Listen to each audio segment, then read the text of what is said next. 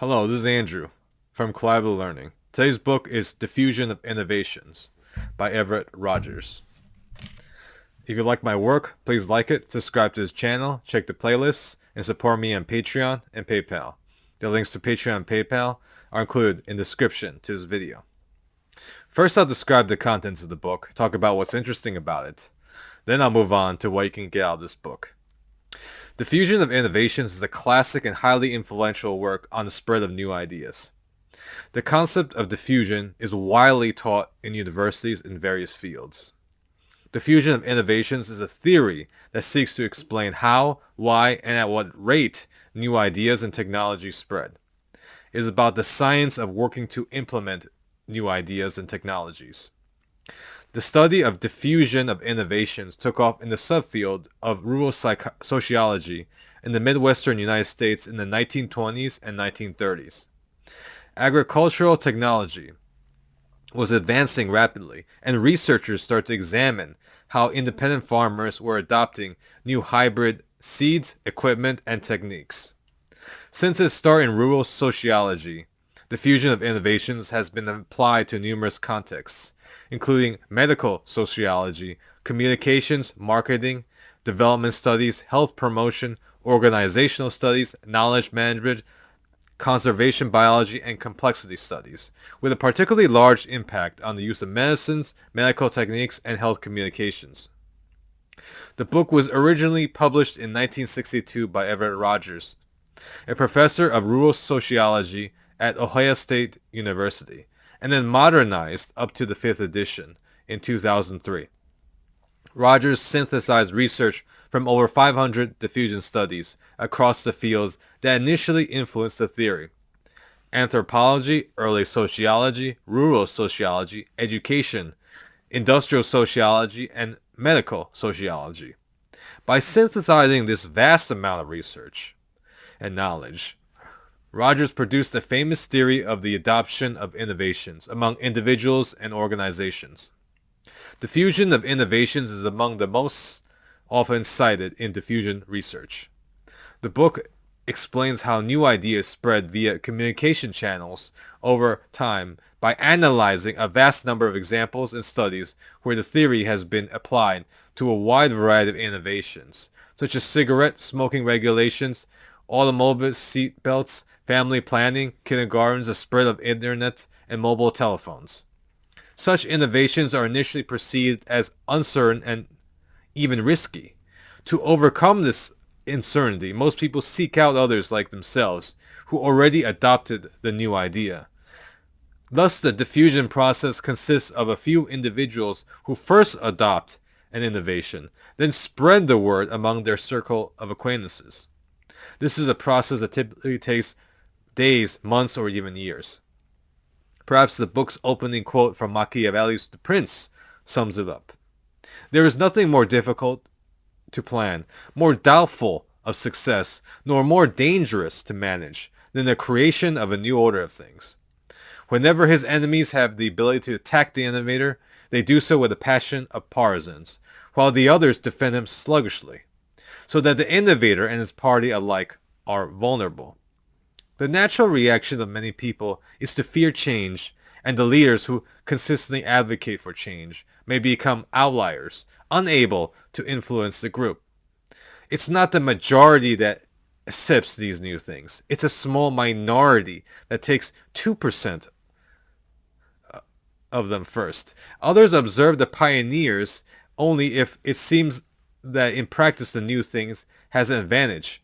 A second group of about 14% will accept it. Then after that, a third and fourth group. There is nearly no chance to convince people of a second or a later group if the first group doesn't adopt the innovation first.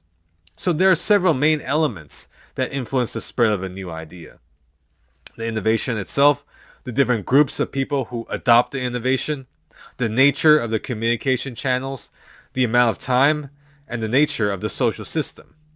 The innovation must be widely adopted by different groups in order to grow in influence. With the rate of adoption, there's a point at which an innovation reaches critical mass. Many scholars and business people in marketing believe that it's a special moment called a tipping point, or a marketing chasm. This is when the innovation gets popularized by the broad masses of people. Adopters are the main unit of analysis. In most studies, adopters are individuals, but it can also be organizations, such as businesses, schools, hospitals, clusters within social networks, or even entire countries. Diffusion, by definition, takes place among people or organizations. Communication channels allow the transfer of information from one unit to the other. The passage of time is necessary for innovations to be adopted. They are rarely adopted instantaneously. Diffusion of innovations happen due to adopters making the decision to adopt an innovation. The categories of adopters are classified as the following types. These are the innovators, the early adopters, the early majority, the late majority, and the laggards. The criterion for the adopter categorization is innovativeness, defined as the degree to which an individual adopts a new idea. Like innovations, adopters have been determined to have traits that affect their likelihood to adopt an innovation. For example, rich potential adopters who frequent metropolitan areas are more likely to adopt an innovation. Finally, potential adopters who have the power or agency to create change, particularly in organizations, are more likely to adopt an innovation than someone with less power over their choices. Innovations are adopted by innovators first, then the early adopters, early majority, late majority, and at the very end, by the laggards. The innovator is the most innovative and the laggard is the least innovative. The rest are middling in innovation. Innovators tend to be willing to take risks, have the highest social status, have wealth, and have social contact, and are close to expert sources and interaction with other innovators. Their high risk tolerance allows them to adopt technologies that may ultimately fail. Their superior financial resources help absorb these failures. Opposite of them are laggards, who tend to be traditional, have the lowest social status of all the groups, and the lowest financial wealth. They are also among the oldest among the adopters, and are not very social. They are only in contact with family and close friends. These people are the last to adopt an innovation. Individuals in this category show little to no opinion leadership, and don't listen to opinion leaders and change agents. Change agents and opinion leaders are people who have powerful influence among individuals or institutions, and thus have a greatly disproportionate ability to make innovations become more popular among the masses or the entire organization. And finally, beyond individuals, innovations are adopted by organizations in a much more complex way than they are in a social system. Diffusions can also frequently fail. Failed diffusion does not mean that a technology was adopted by no one. Rather, failed diffusion often refers to diffusion that does not reach or approach 100% adoption due to its own weaknesses, competition from other innovations, or simply a lack of awareness. From a social network's perspective, a failed diffusion might be widely adopted within certain clusters of closely related groups, but fail to make an impact on more distant ones. And finally, innovations have positive and negative consequences. This is often related to who you are. Not every innovation is liked by everyone. The cost may be monetary or non-monetary, direct or indirect. To give a famous example, not everyone likes social media and thinks it's more harmful than helpful. And for many people that's true, but for others, it's not at all. We all have our opinions. To conclude, Diffusion of Innovations is essential reading if you want to understand how new things come into our world. It is a good read for anyone interested in learning how ideas and products get traction, or how they fail to do so. The book uses well-written narratives to explore diffusion case studies, making the material easy for the reader to understand. There are approximately 450 case studies involved, and readers from many different fields can benefit from learning diffusion. The stories are engaging and spread throughout the book. By examining failed innovation implementations, the book points out that sometimes leaders do everything in their power and still do not get the desired result. Studying successful innovation adoptions as well as unsuccessful diffusions demonstrates the complexity of the subject. To give an example, as I studied marketing in college, marketers are particularly interested in the diffusion process, as it determines the success or failure of a new product. It is quite important for a marketer to understand the diffusion process so as to ensure proper management of the spread of a new product or service.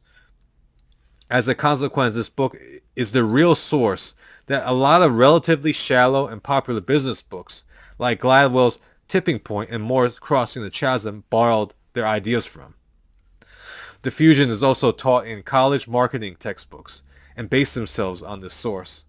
However, unlike these materials, this academic book is very deep and explores diffusion in depth. The book focuses on explaining frameworks for analyzing the diffusion of innovation as a process rather than as an outcome. This book is very long and detailed and often repetitive, so it can be read cover to cover or used as a reference. The main value of Diffusion of Innovations is to learn the concept to its highest possible level and go beyond it, way beyond the buzzwords. I think readers who are really deeply interested in how to understand and perhaps use diffusion for their personal or institutional advantage should check out this book. This book contains some thorough research on what innovation is, how it spreads through systems, and the effects it can have. It can give readers new insights on how to successfully introduce innovations into social systems. If you want to innovate and change the world, you have to recognize what you are up against. Read this book to learn from those who have gone before you. Technology might change at a rapid pace, but human nature is eternal and predictable, and conditions the way they adopt new products and ideas. I give Diffusion of Innovations a 5 out of 5. So that's what I think about Diffusion of Innovations. Please put your thoughts and ideas in the comment section. They always make a great conversation. I hope you find my review to be informative. Thanks for watching.